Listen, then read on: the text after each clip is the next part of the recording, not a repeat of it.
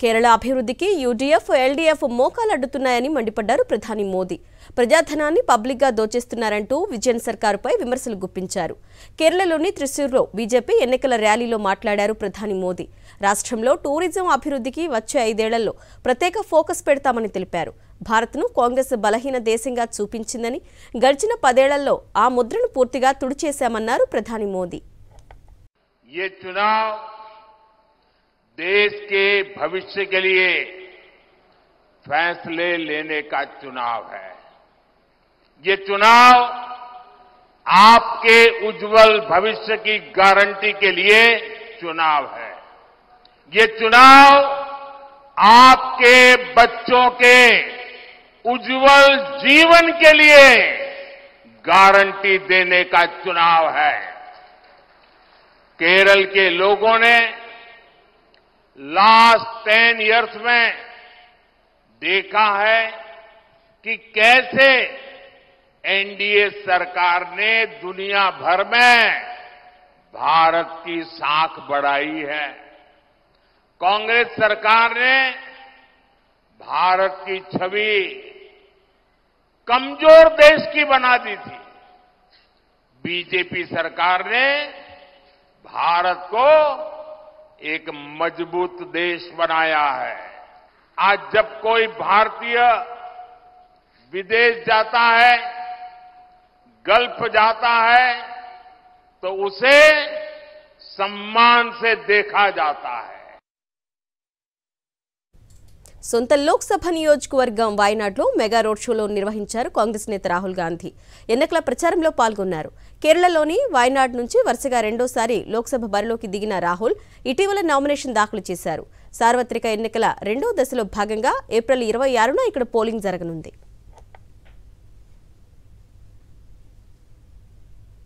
లోక్సభ ఎన్నికల్లో ధన ప్రవాహాన్ని అడ్డుకునేందుకు పటిష్ట చర్యలు చేపడుతోంది ఈసీ. కాంగ్రెస్ అగ్రనేత రాహుల్ గాంధీ హెలికాప్టర్ను తనిఖీ చేశారు ఎన్నికల అధికారులు. డీఎంకే అభ్యర్థి ఏ రాజాకు మద్దతుగా తమిళనాడులోని నీలగిరిలో ప్రచారంలో పాల్గొన్నారు రాహుల్ గాంధీ. ఉదయం నీలగిరిలో రాహుల్ హెలికాప్టర్ ల్యాండ్ కాగానే చాపర్ను తనిఖీ చేశారు ఎలక్షన్ ఫ్లయింగ్ స్క్వాడ్ సిబ్బంది. దాదాపు 10 నిమిషాల పాటు ఈ సోదాలు జరిగాయి. ఇందులో ఎలాంటి నగదు, వస్తువులు లభించలేదని అధికారులు తెలిపారు. సార్వత్రిక ఎన్నికల్లో ధన ప్రవాహం సరికొత్త రికార్డులు సృష్టిస్తోంది. మార్చి 1 నుంచి ఏప్రిల్ 13 మధ్య 4,650 కోట్ల విలువైన క్యాష్, మద్యం, డ్రగ్స్ వస్తువులు సీజ్ చేసినట్టు ఎలక్షన్ కమిషన్ వెల్లడించింది. అంటే సగటున రోజుకు 100 కోట్ల మేర రికవరీ జరిగినట్టు. ఇందులో నగదు 395.39 కోట్లు కాగా, బంగారం, వెండి వంటి విలువైన లోహాల రూపంలో 562.10 కోట్లు రికవరీ చేసినట్లు ఈసీ తెలిపింది. అలాగే 489.31 కోట్ల విలువ చేసే 3.58 కోట్ల లీటర్ల మద్యం పట్టుబడినట్టు ఎన్నికల సంఘం ప్రకటించింది. లోక్సభ ఎన్నికల చరిత్రలో ఈ స్థాయిలో రికవరీ జరగడం ఇదే తొలిసారని తెలిపింది. ఢిల్లీ లిక్కర్ స్కామ్ కు సంబంధించి సీబీఐ కేసులో బీఆర్ఎస్ ఎమ్మెల్సీ కవితకు జ్యుడిషియల్ కస్టడీ విధించింది రౌస్ అవెన్యూ కోర్టు. ఈ నెల 23 వరకు జ్యుడిషియల్ రిమాండ్కు పంపింది. కవిత కస్టడీ ముగియడంతో ఆమెను కోర్టులో హాజరుపరిచారు సీబీఐ అధికారులు. సాక్ష్యాలు ముందు పెట్టి ప్రశ్నించినా కవిత విచారణకు సహకరించడం లేదన్నారు. విజయ్ నాయర్, బుచ్చిబాబు, మాగుంట శ్రీనివాసులు రెడ్డి మీటింగ్ గురించి అడిగినా కవిత ఎలాంటి సమాచారం ఇవ్వలేదని, తప్పించుకునే సమాధానాలు ఇచ్చారని కోర్టుకు తెలిపింది సీబీఐ. 14 రోజుల జ్యుడిషియల్ రిమాండ్కు పంపాలని విజ్ఞప్తి చేసింది. దీంతో ఎమ్మెల్సీ కవితకు 8 రోజుల జ్యుడిషియల్ కస్టడీ విధించింది rows avenue court. Court room వద్ద కీలక వ్యాఖ్యలు చేశారు ఎమ్మెల్సీ కవిత. ఇది సీబీఐ కస్టడీ కాదు, బీజేపీ కస్టడీ అన్నారు.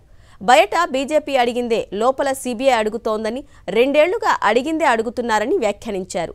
కాగా కోర్టు రూము వద్ద కవిత మీడియాతో మాట్లాడడంపై ఆగ్రహం వ్యక్తం చేశారు స్పెషల్ జడ్జ్ కావేరీ భవేజా. మరోసారి ఇలా చేయొద్దని హెచ్చరించారు.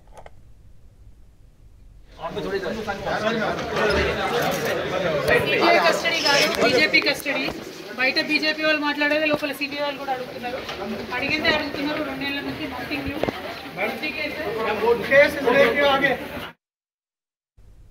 లిక్కర్ కేసులో అరెస్టైన ఢిల్లీ సీఎం అరవింద్ కేజ్రీవాల్ కు సుప్రీంకోర్టులో ఊరట దక్కలేదు. ఈడీ అరెస్టును సవాలు చేస్తూ ఆయన దాఖలు చేసిన పిటిషన్ను ఏప్రిల్ 29 తర్వాత విచారిస్తామని తెలిపింది సర్వోన్నత న్యాయస్థానం. ఈ నెల 24 లోపు కౌంటర్ దాఖలు చేయాలని ఈడీకి నోటీసులు జారీ చేసింది. లిక్కర్ కేసులో గత నెల 21న కేజ్రీవాల్ను అరెస్టు చేసింది ఎన్ఫోర్స్మెంట్ డైరెక్టరేట్. ప్రస్తుతం ఆయన తిహార్ జైల్లో జ్యుడిషియల్ రిమాండ్లో ఉన్నారు.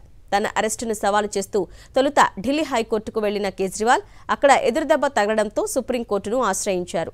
లోక్సభ ఎన్నికల్లో ప్రచారానికి వీలుగా మధ్యంతర ఊరట కల్పించాలని విజ్ఞప్తి చేశారు. అయితే ఏప్రిల్ 29 తర్వాతే ఈ పిటిషన్ విచారణకు రానుంది. అంటే సార్వత్రిక ఎన్నికల పోలింగ్ ప్రక్రియ మొదలైన జైల్లోనే ఉండనున్నారు కేజ్రీవాల్.